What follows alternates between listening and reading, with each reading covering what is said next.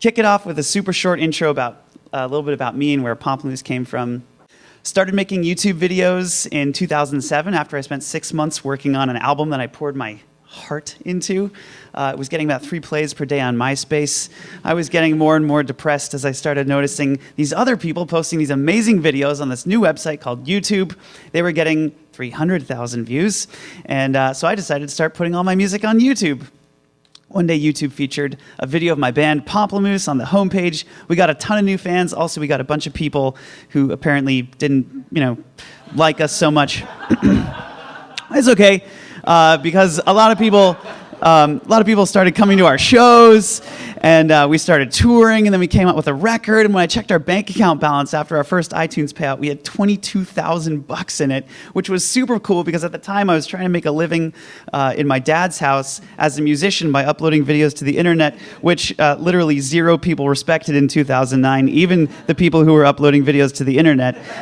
And so for the next 4 years, I uploaded more and more videos to the internet, and they got better and better, and we made enough money through brand deals and commercials and iTunes sales to buy a house and to build a recording studio that used to be an old dog kennel in the 80s, but became our main production facility for the rest of our music and videos that we made. And then in 2011, Natalie, who was my girlfriend at the time, now my wife as of 5 months ago, yay!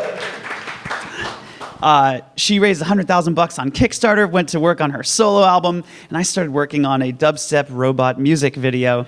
I was listening to a lot of Skrillex at the time, and it got more and more complicated when I decided that I would build a replica of the Millennium Falcon as the set. And at the end of 3 months of 18-hour days of woodworking and building and problem solving and construction, I was hoarding junkyard garbage as set decoration. This is my hands. They were a total mess after glue burns and saw cuts, but the set finally came together. We shot the music video. I drained my savings account making this video, spent over $10,000 on it.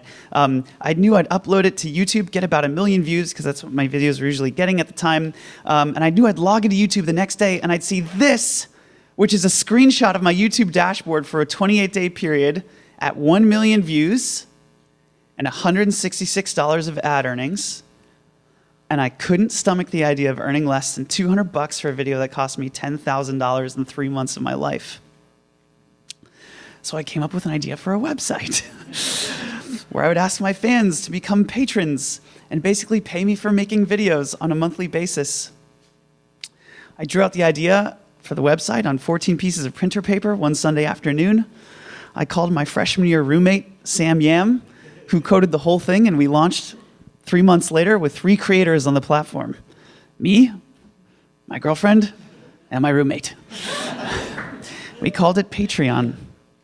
Within 2 weeks of launching, I was making over $5,000 per video. A lot of creators saw this and got excited by the idea of actually being paid for their work. So a ton of creators started launching on the platform.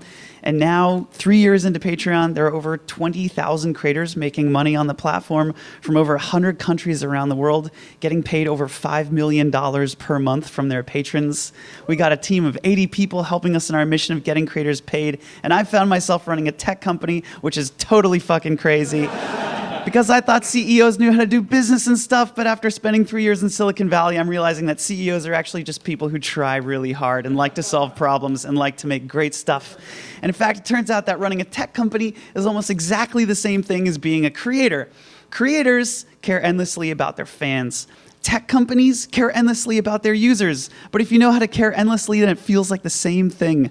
Creators like to make people's lives better with art. Tech companies like to make people's lives better with products. But it turns out if you like to just make great stuff, then making people's lives better with art and making people's lives better with products really feels like the same thing.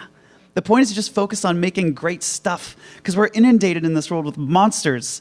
Monsters that will try to steal your focus away from making great stuff. Monsters like social media strategy. Monsters like, well, that's not how professionals do it. Monsters like, you can increase your edge rank on Facebook by posting between 9 a.m. and 12 p.m. when most of your fans are blah, blah, blah, blah. All of these monsters will keep distracting you from making great stuff when really that's the secret. It's all you need to do. You don't have to know where you're going. You might make a video about a cat who likes to go surfing, and then the company that makes the surfboard might see it and call you and fly you out to Jamaica to shoot a documentary on a rare species of fish. And then while filming, you discover a microorganism and win a Nobel Prize and devote the rest of your life to the popularization of science through nonfiction writing and speaking tours. And while that might seem a little unlikely, it's not as unlikely as this guy running a tech company. One of my favorite stories of all time is about a professor and a researcher named Tom Wujek. He does a challenge with a group of people to build a structure out of raw spaghetti and tape.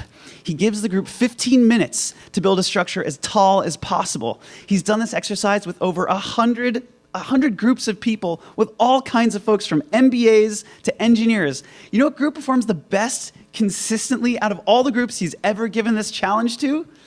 Kindergartners. Instead of strategizing and building plans and arguing, they just make great stuff. And then the structure falls, and then they learn from it, and then they rebuild better, and then it falls, and then they learn from it, and then they rebuild better, et cetera, et cetera, et cetera. And 10 minutes in, the kindergartners have a 5-foot tall tower, and the MBAs haven't started building. There's an old joke that I love. How do you make God laugh? Tell him your plans.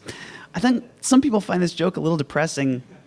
I find it freeing because it means that you can just make great stuff and then see what happens.